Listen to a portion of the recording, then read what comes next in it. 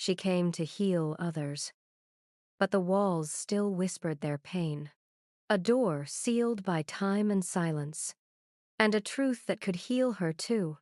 If you found a place that knew your wounds before you spoke them, would you open the door? The orphanage stood at the edge of Willowmere like a relic from another century. Its stone walls half swallowed by ivy, its windows dark and silent as closed eyes. Mara Lennox stood in front of it, her hands shoved deep into the pockets of her jacket, and tried to remember why she'd thought this was a good idea. The afternoon light was fading, casting long shadows across the overgrown lawn, and the building seemed to absorb the dimness rather than reflect it. It looked tired. Mara understood tired. She'd been on medical leave for 6 months. 6 months since the night she'd watched a 7-year-old girl named Sophie slip away in a hospital bed, her small hand going cold in Mara's despite every drug, every prayer, every desperate attempt to hold death at bay. Sophie had been her patient for 2 years, and Mara had loved her fiercely, recklessly, the way nurses aren't supposed to love. When Sophie died, something inside Mara broke.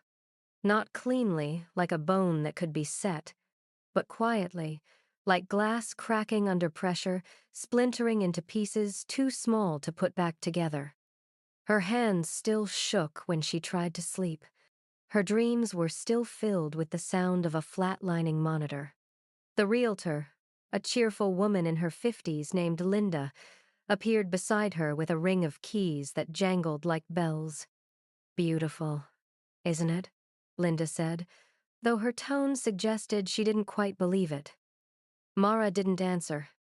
Beautiful wasn't the word. The orphanage was something else, something she couldn't name yet.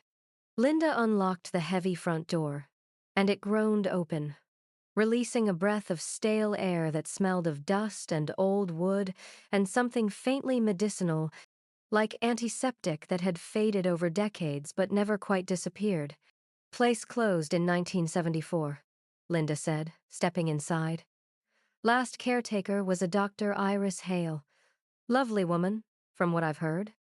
Took in children no one else wanted, sick kids, traumatized kids. Most of them got better, which was unusual back then. Then one day, she just vanished, left everything behind." Mara followed her into the entrance hall, her footsteps echoing on the worn marble floor. Vanished? Linda shrugged. No one knows. Some say she moved to Europe. Others say she's buried somewhere on the property. Small town gossip, you know. She smiled apologetically. Anyway, it's yours now if you want it. Honestly, you're the first person in years who's even looked at it. Mara walked deeper into the hall, her eyes adjusting to the dim light. The space was vast, lined with wooden doors that stood slightly ajar, as if waiting for someone to return. Dust motes floated in the slanted beams of afternoon sun, slow and aimless, like time itself had forgotten to move forward here. "I'll take it," Mara said quietly. Linda blinked. "You don't want to see the rest?" "No, I'll take it."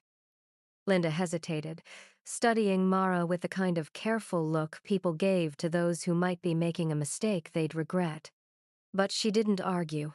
She handed Mara the keys, reminded her to call if she needed anything, and left. And then Mara was alone. She moved through the building slowly, methodically, opening doors one by one. Most of the rooms were small, each one furnished with a narrow bed, a wooden dresser, and a single window. The furniture was covered in white sheets, ghostly and still, as if the place had been frozen mid-breath.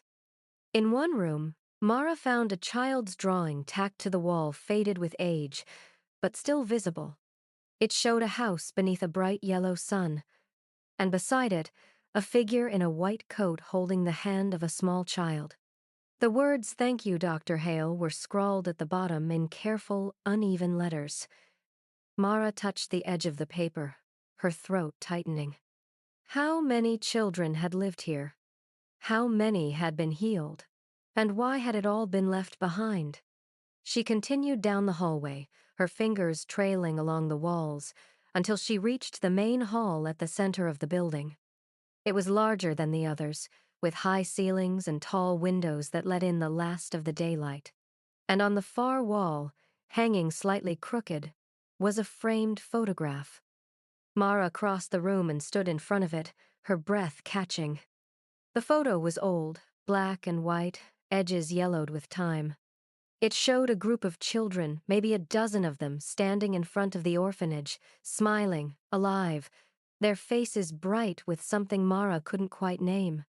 Hope, maybe, or joy.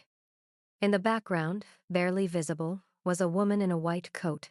Her face was blurred, as if she'd moved just as the shutter clicked, but her posture was clear, tall, steady, her hand resting gently on the shoulder of a small boy. Mara leaned closer, her pulse quickening. The woman's build, her stance, the way she held herself, it looked exactly like Mara. She stepped back, her breath shallow, her mind racing. It couldn't be. It was just a trick of the light, a coincidence, a shadow playing games with her tired eyes. But as she stared at the photograph, she couldn't shake the feeling that the woman in the white coat was looking back at her. Waiting. Mara turned away, her hands trembling again, and forced herself to breathe. She was exhausted. Grief did strange things to the mind. That was all this was. But as she walked toward the staircase, something else caught her eye. A door, tucked into an alcove beneath the stairs, half hidden in shadow. It was different from the others, heavier, darker, with a rusted padlock hanging from the handle. Mara approached it slowly, her footsteps echoing in the empty hall. She reached out and touched the wood, and the moment her fingers made contact, a strange sensation washed over her. Not fear. Not quite. Something closer to recognition, as if the door had been waiting for her all along. Mara returned the next morning with cleaning supplies, work gloves, and a thermos of coffee she wouldn't finish. The orphanage looked different in daylight, less haunted, more forgotten. Sunlight filtered through the dirty windows, casting pale gold squares across the dusty floors, and for the first time in months, Mara felt something other than exhaustion. She felt purpose. She started with the main hall, sweeping debris into piles, wiping down windowsills, peeling back the white sheets that covered the furniture like burial shrouds. Beneath them, she found chairs with carved wooden backs, tables with legs shaped like lion's paws, and a piano in the corner, its keys yellowed but still intact. Mara pressed one gently, and a single note rang out clear, resonant, impossibly alive. The sound echoed through the empty building, and for a moment, Mara swore she heard laughter. She froze, listening. But there was only silence. By noon, a truck pulled up outside, and a man in his 50s climbed out, carrying a toolbox and a thermos of his own. He was tall, broad-shouldered, with graying hair and the kind of weathered face that came from years of working outdoors.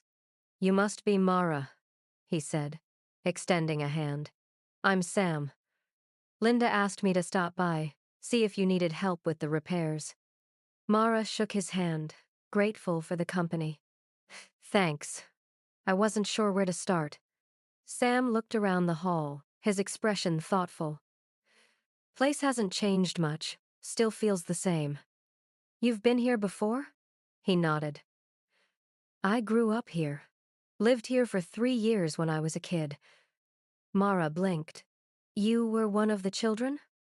"Yeah." Sam set down his toolbox and ran a hand along the banister of the staircase, his touch almost reverent. "Dr. Hale took me in after my parents died in a fire. I was 8. Didn't speak for 3 years after that. Doctors said it was trauma, that I might never talk again. But you did."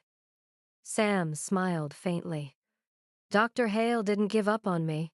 She didn't use medicine, not the kind you'd expect. She just listened, sat with me, played music. Let me be quiet until I was ready to speak again. He paused. Sounds strange, I know. Mara thought of Sophie, of the hours she'd spent at her bedside, reading to her, holding her hand, doing everything medicine couldn't. No, she said quietly. It doesn't sound strange at all. They worked together through the afternoon, clearing rooms one by one. In a small bedroom on the second floor, Mara found a music box tucked into a drawer. She wound the key, and a delicate lullaby began to play, tinny and fragile, as if it might break at any moment. Sam paused in the doorway, listening. That was Emily's. She loved that thing. Played it every night before bed. What happened to her? She got better. Most of us did. Sam's voice was soft, distant.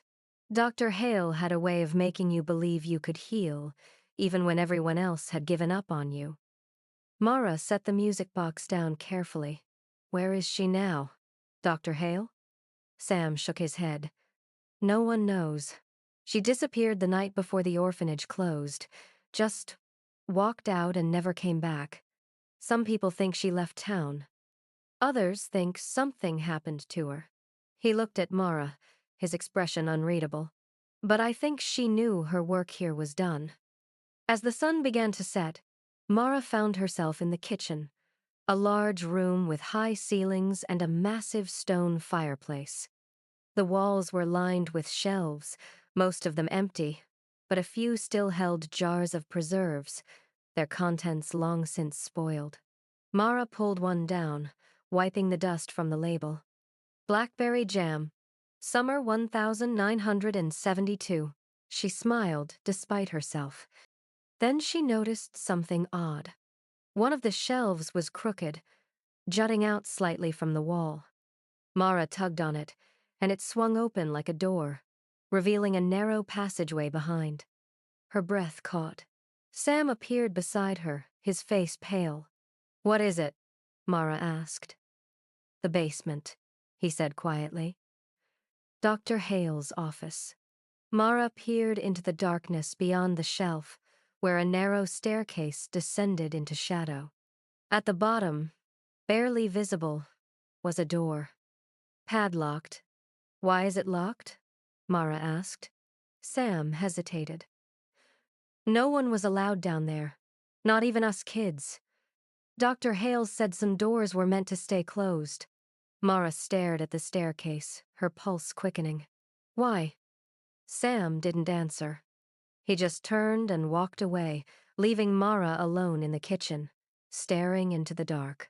That night, Mara lay awake in the small room she'd claimed as her own, listening to the wind rattle the windows. She couldn't stop thinking about the basement, about Dr. Hale, about the children who'd healed here, and the woman who'd made it possible, and about the locked door that seemed to whisper her name. Mara couldn't stop thinking about the basement. It haunted her during the day, while she scrubbed floors and replaced broken windows, and it followed her into sleep, whispering at the edges of her dreams. On the third night, she gave in.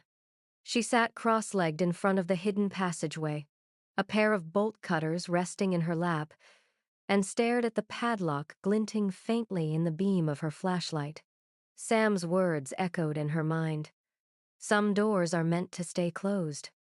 But Mara had spent 6 months running from closed doors, from grief, from guilt, from the weight of a child's hand going cold in hers. She was done running. The bolt cutters snapped through the rusted metal with a crack that echoed through the empty kitchen. The padlock fell to the floor with a dull thud, and Mara pushed the door open.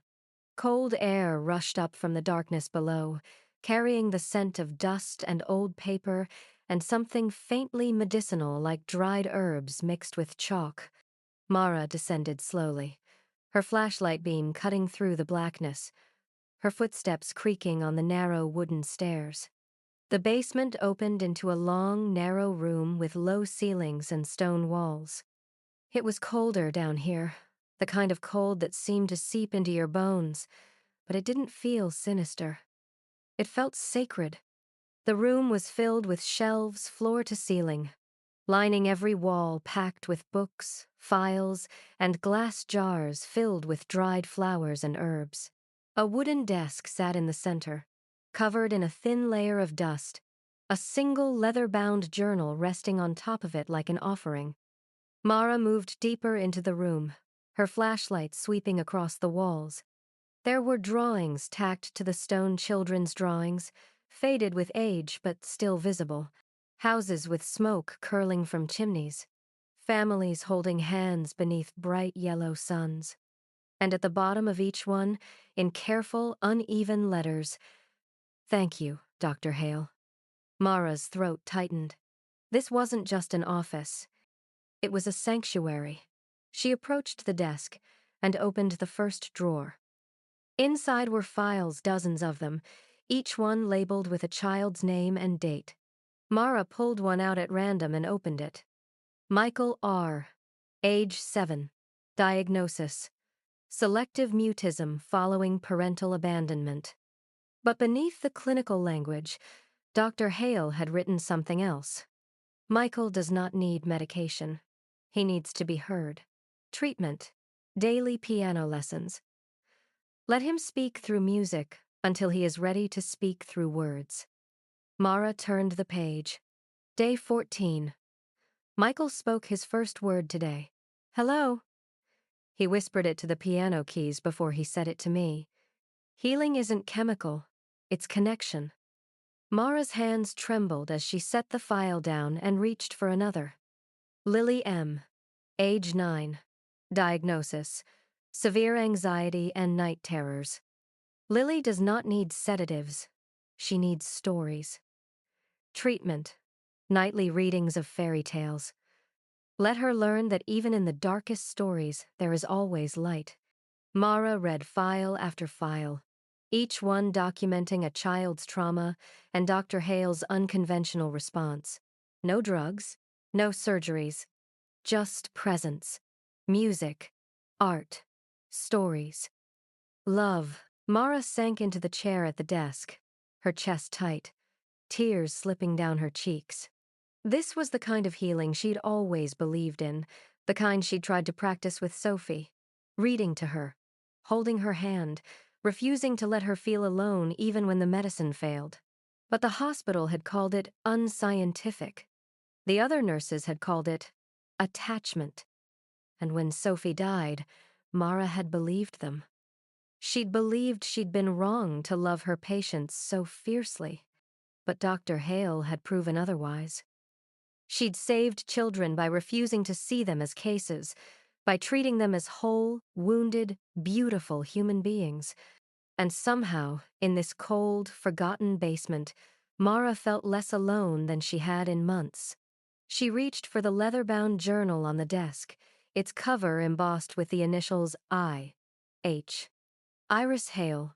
Mara opened it carefully, the spine cracking softly, and turned to the first page. The handwriting was elegant, steady, written in black ink that had barely faded. "This journal is for the one who comes after me." Mara's breath caught. "If you are reading this, you have found your way here because you, too, are broken. Do not be afraid. Healing begins when we stop running from the wounds." Mara stared at the words, her hands trembling. How could Dr. Hale have known? How could she have written this for someone she'd never met? Mara turned the page, her heart pounding. The next entry was dated 1971. "I have spent my life trying to heal others, but I am only now beginning to understand that healing is not about erasing pain. It is about learning to carry it with grace. The children who come here are not broken.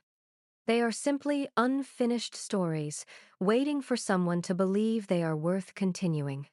Mara's vision blurred with tears. She turned another page and froze. The entry was dated the 12th of June, 1973. "Today, a child was born in the town hospital. I do not know why I felt compelled to go, but I did. When I held her, I felt something I cannot explain. as if I were looking at my own future, or perhaps my past.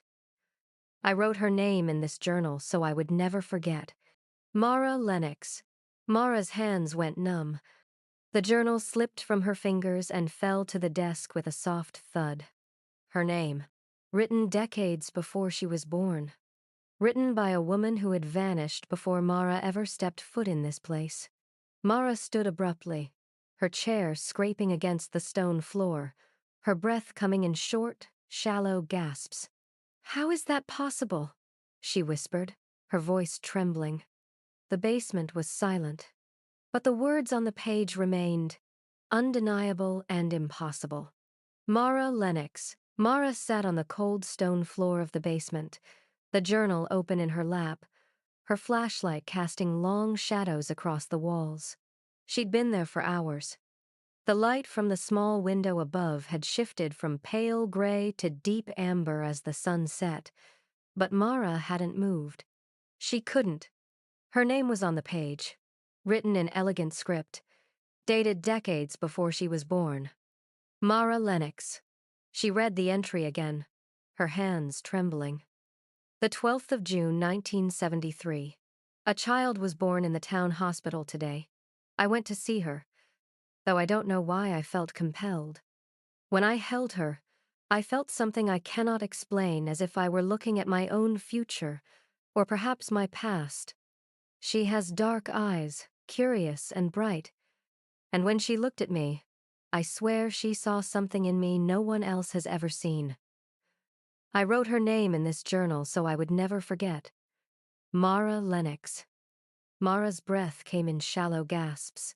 She checked the date again. The 12th of June, 1973. Her birthday. Her exact birthday. She turned the page, her pulse racing. The next entry was dated 2 years later. The 4th of August, 1975. I saw the child again today, Mara. Her mother brought her to the general store. She was quiet, watchful, the kind of child who notices everything. I wanted to speak to her, but I didn't. How could I explain what I felt? That this child, barely 2 years old, seemed to carry something I had been searching for my entire life? Mara's hands shook as she turned another page. The 10th of November, 1982. Mara is 9 now. I saw her at the school playground, reading a book beneath a tree while the other children played. She reminds me of myself at that age alone, but not lonely, searching for meaning in a world that feels too loud. I wonder if she will become a healer, as I did. I wonder if she will carry the same wounds. Mara's vision blurred with tears. How is this possible? Dr. Hale had been watching her. Not in a sinister way, but in the way someone watches a seedling, hoping it will grow. Mara flipped ahead, her fingers trembling, until she found an entry dated years later. The 17th of May, 1995. Mara graduated from nursing school today. I saw the announcement in the local paper. She wants to work in pediatrics. Of course she does. She has always been drawn to the broken things, the lost things, the things that need saving. I see myself in her more clearly now than ever before. I only hope she will find what I could not piece with the ones she cannot save. Mara dropped the journal, her breath hitching in her throat. Dr. Hale had known. She'd known everything. Her childhood, her career, her calling. And somehow, she'd written about it all before it happened. Mara stood abruptly, pacing the narrow room, her mind spinning. This wasn't possible. It couldn't be. But the dates were there.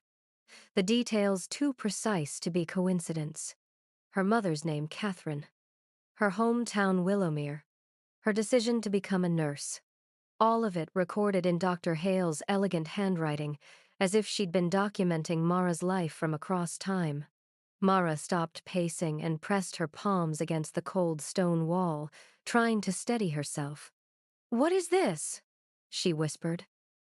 The basement was silent, but the journal on the floor seemed to hum with answers she wasn't ready to hear.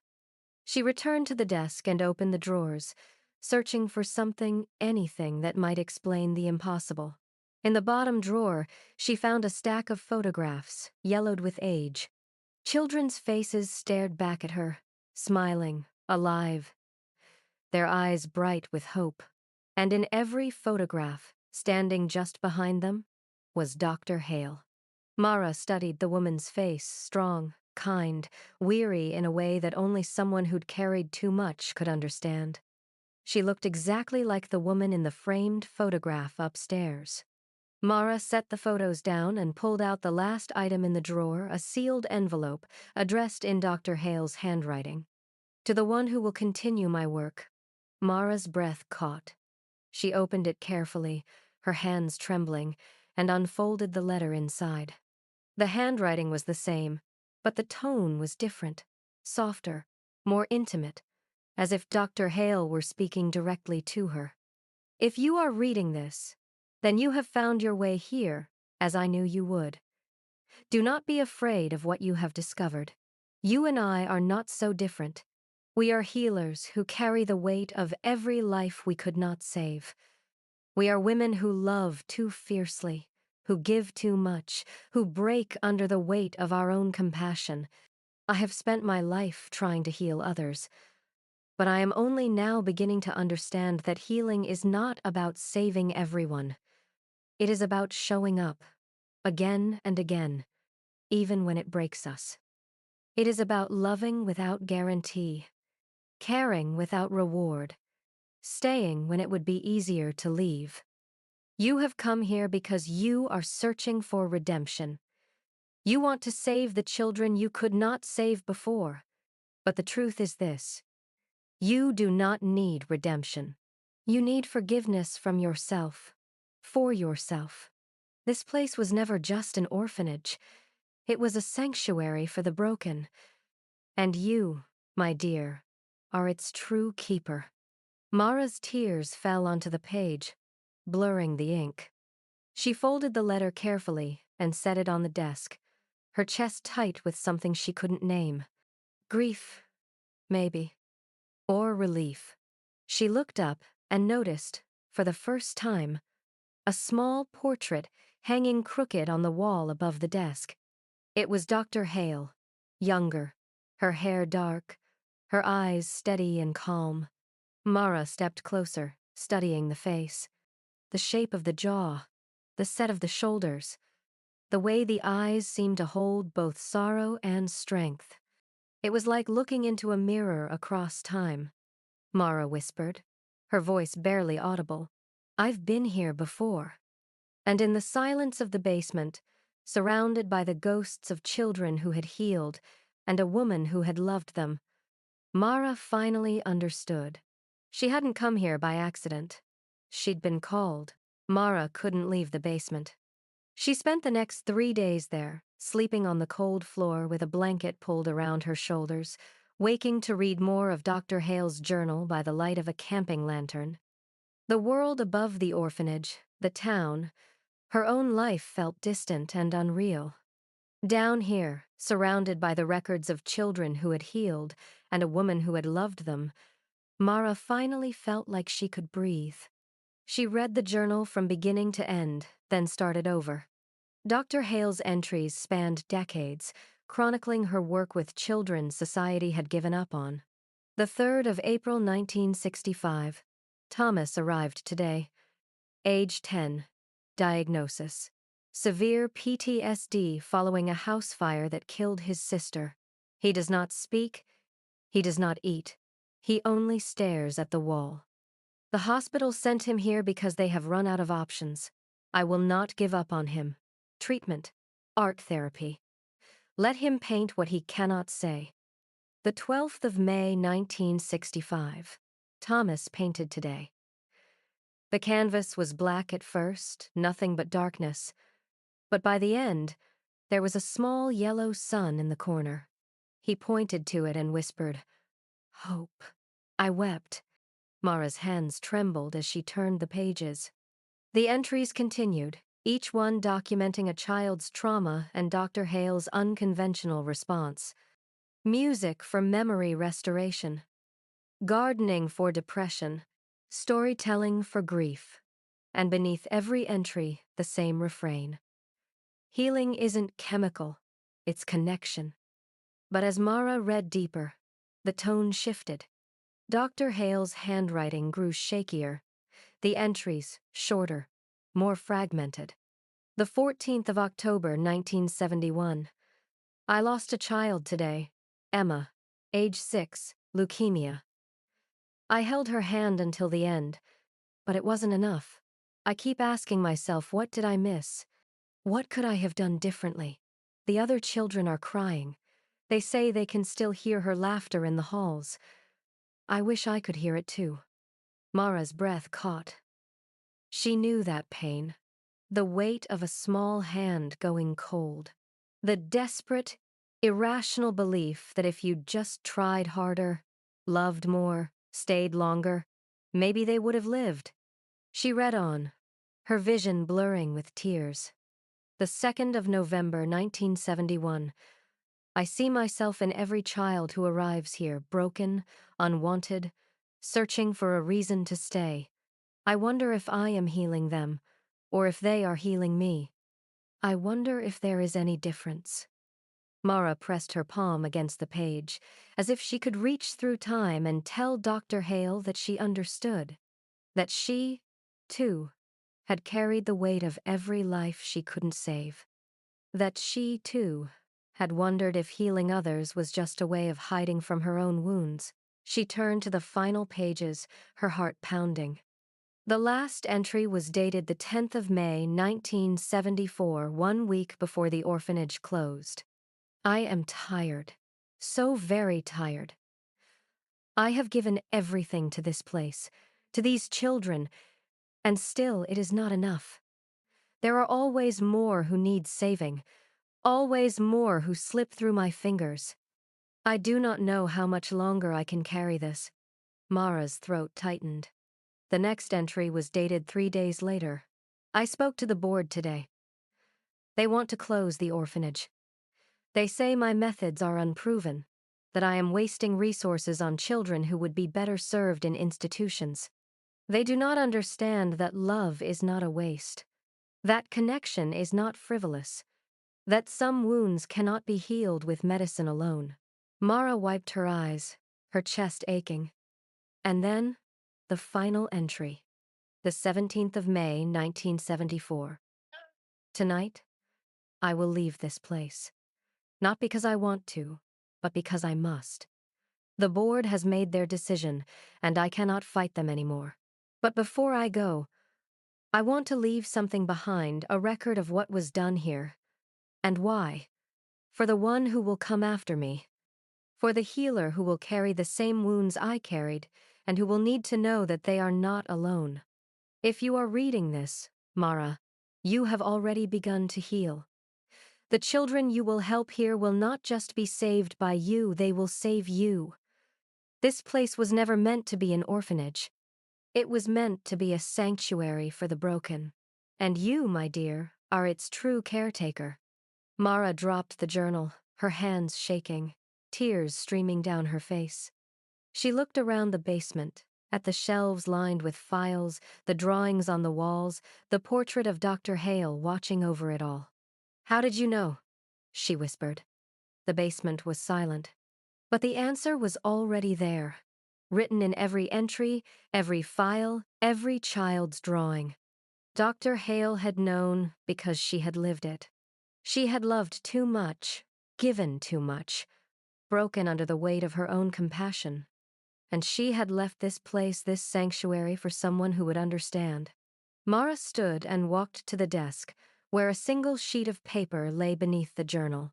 It was a letter, unfinished, written in Dr. Hale's elegant handwriting. To whoever finds this place, continue what I started. Do not let the world tell you that compassion is weakness. Do not let them tell you that love is not enough, because it is. It always has been. The letter ended mid-sentence, the ink trailing off as if Dr. Hale had been interrupted, or as if she had been waiting for someone else to finish it.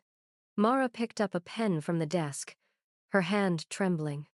She set it beside the paper, staring at the blank space below Dr. Hale's words. And then, slowly, she whispered, "Maybe this is what I was meant to heal." The lantern flickered, casting long shadows across the walls. And for the first time since Sophie's death, Mara felt something other than grief.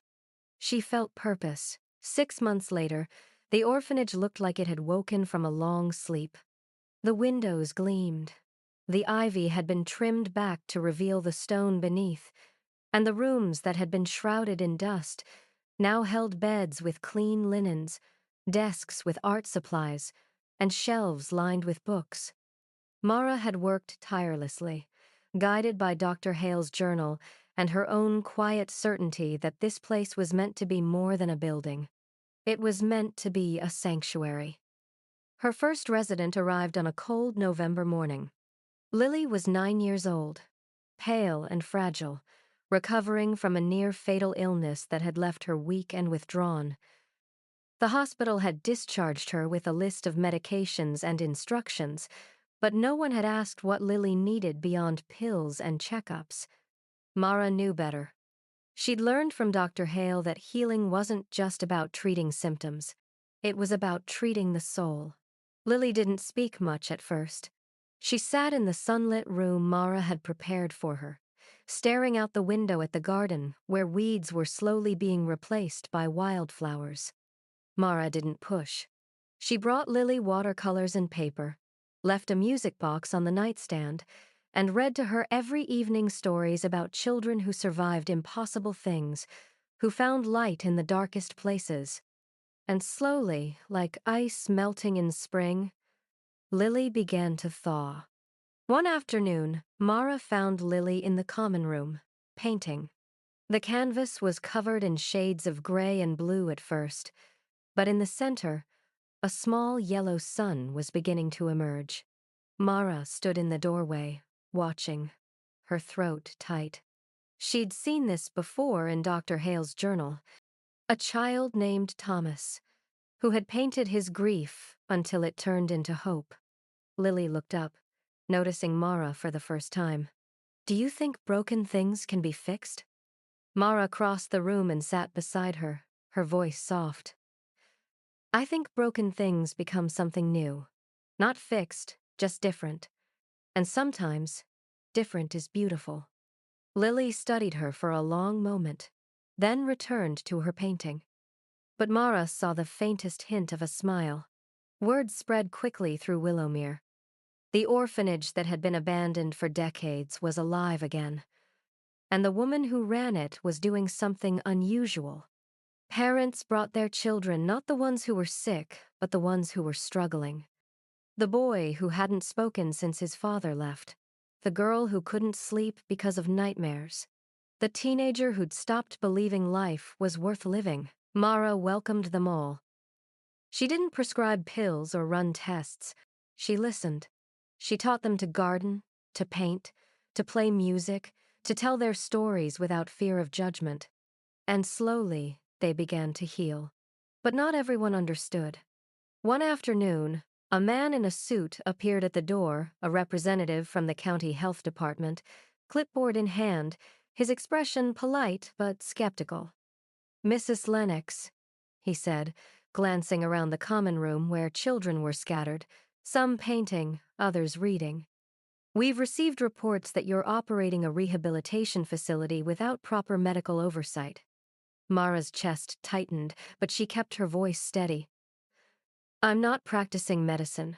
I'm providing a safe space for children to heal emotionally. Everything I do complements their medical treatment. It doesn't replace it." The man frowned. "With all due respect, the state requires documentation, licensing, and qualified staff for facilities like this. Compassion is admirable, but it's not a substitute for credentials."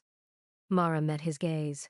Dr. Iris Hale ran this orphanage for decades without state approval, and she saved more children than most hospitals ever did.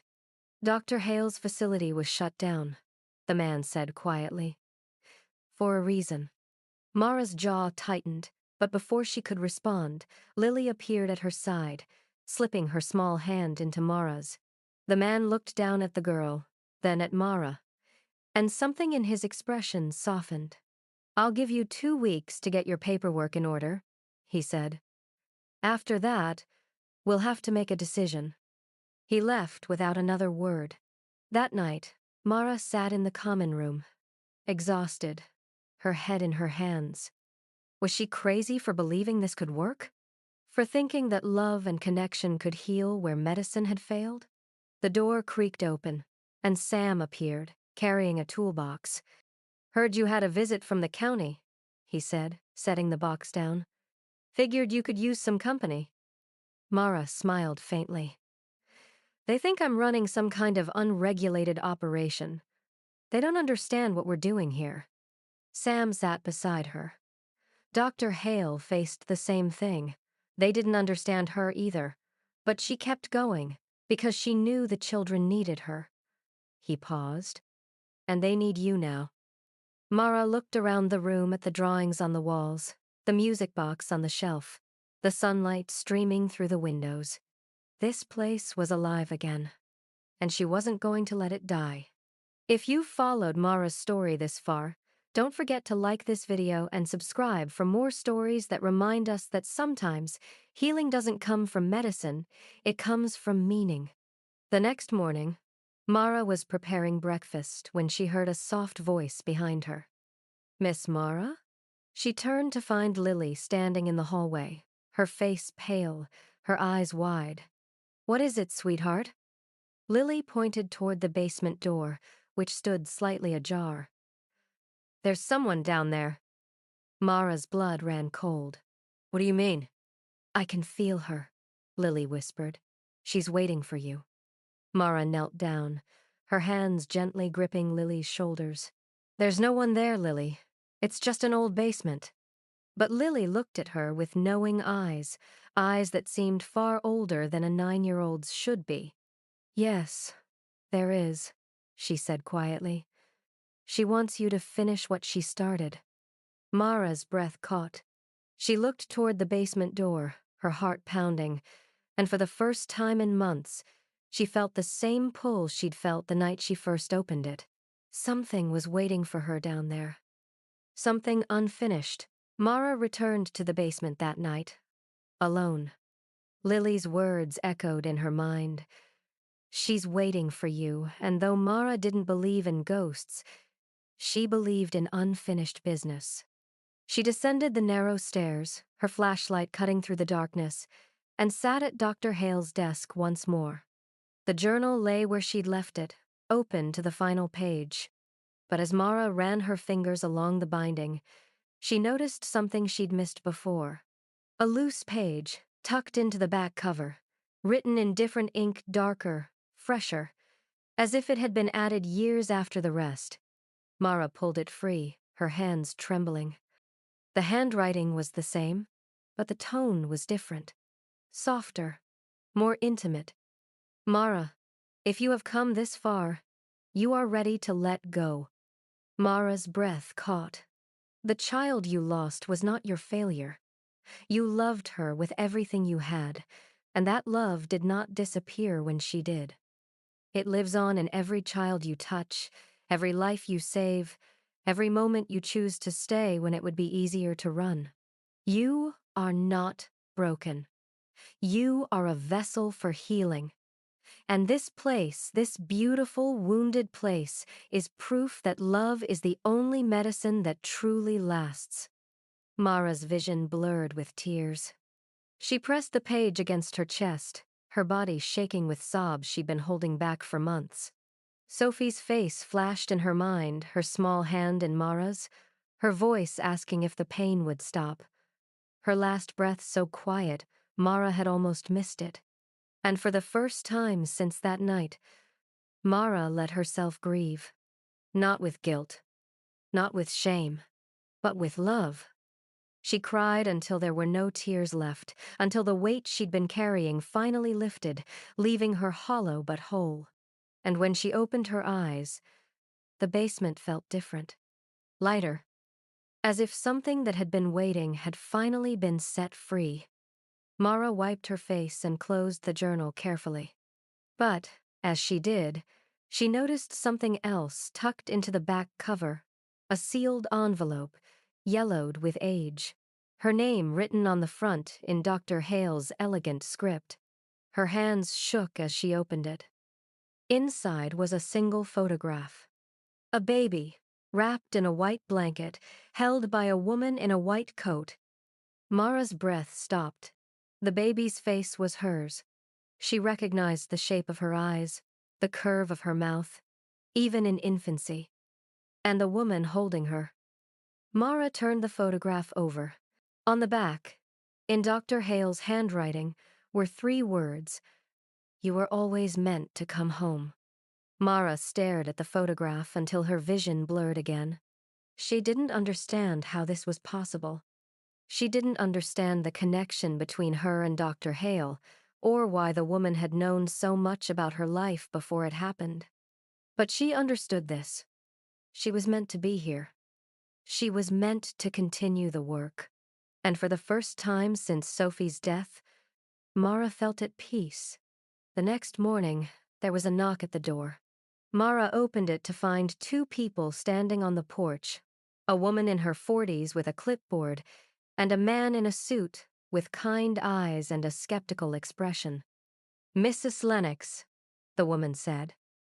"I'm Dr. Ellen Graves from the County Medical Board. This is Richard Hayes from Child Services. We've received reports about your facility, and we'd like to see what you're doing here." Mara's chest tightened, but she kept her voice steady.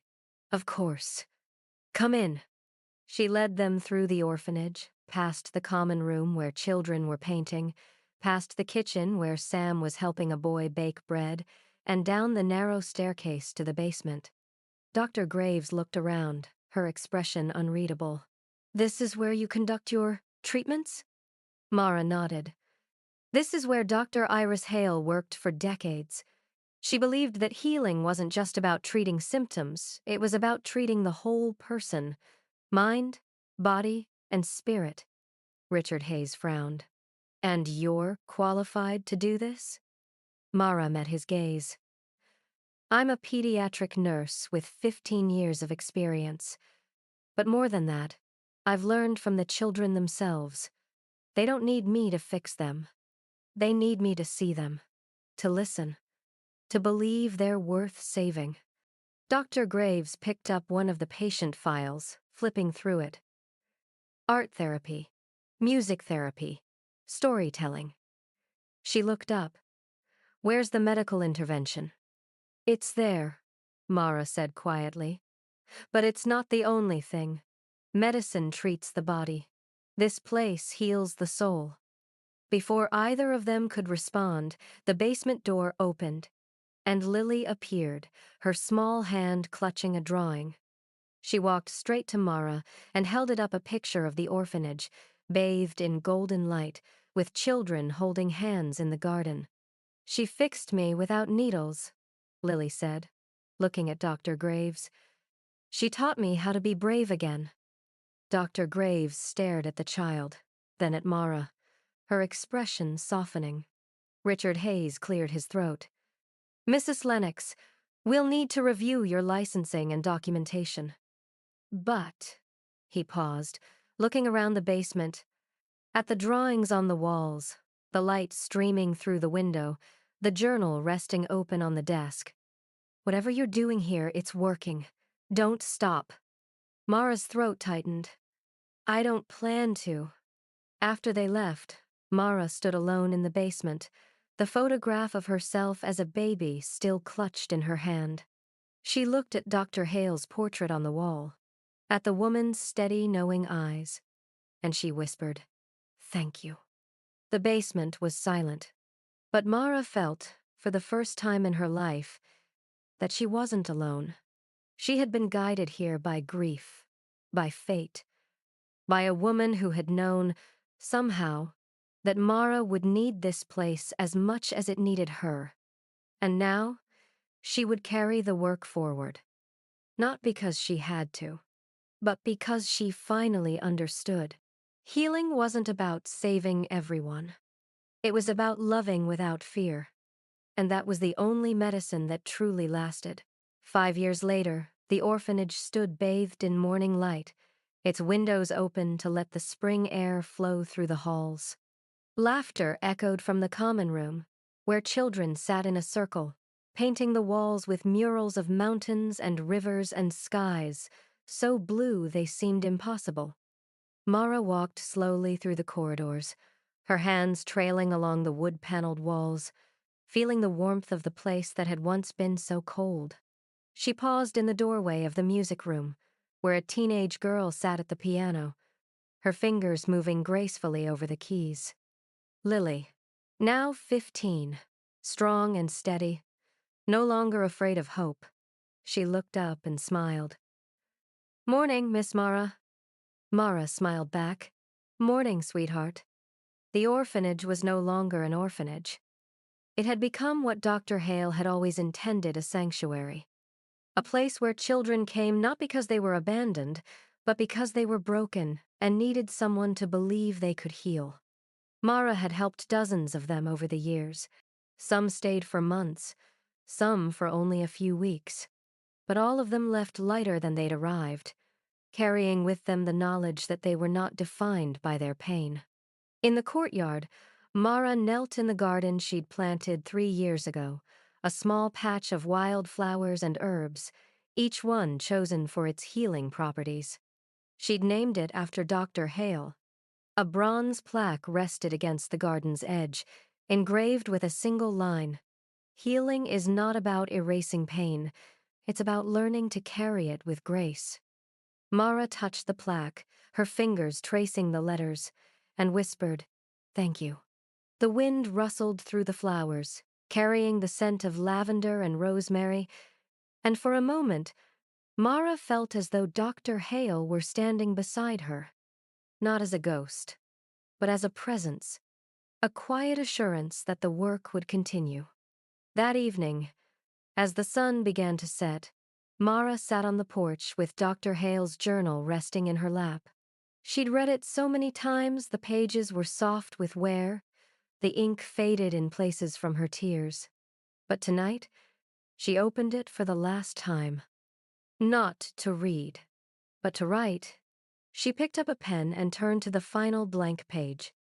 Her handwriting was steady, her heart calm. "Thank you for showing me that healing isn't about saving everyone. It's about staying, even when it hurts. It's about loving without fear, caring without guarantee, and believing that broken things can become something beautiful. I was lost, but you left breadcrumbs in the dark, and now I am home." Mara Lennox. She closed the journal carefully and set it on the table beside her. The orphanage glowed in the golden light of the setting sun, its windows reflecting the sky like mirrors. And for the first time in years, Mara felt whole. She stood and walked back inside, passing through the main hall where the framed photograph still hung on the wall, the one of Dr. Hale and the children, smiling, alive. Mara paused in front of it, studying the woman's face. And for just a moment, she swore she saw Dr. Hale smile. Outside, the wind whispered through the trees, carrying with it the sound of children's laughter, the hum of a lullaby, the quiet promise of healing that would never end. Mara looked back at the orphanage one last time, its stone walls strong and steady, its windows glowing with warmth. She smiled, and then she walked inside, closing the door gently behind her. She came to heal others, but the place she saved was herself. Because sometimes, the cure isn't found in medicine, it's found in mercy. Healing is not the absence of pain, but the courage to carry it forward with grace. Sometimes, the cure we desperately seek is not found in hospitals or medicine, but in the quiet act of helping others, because in saving them, we discover the parts of ourselves we thought were lost forever. Love, in the end, is the only medicine that truly lasts.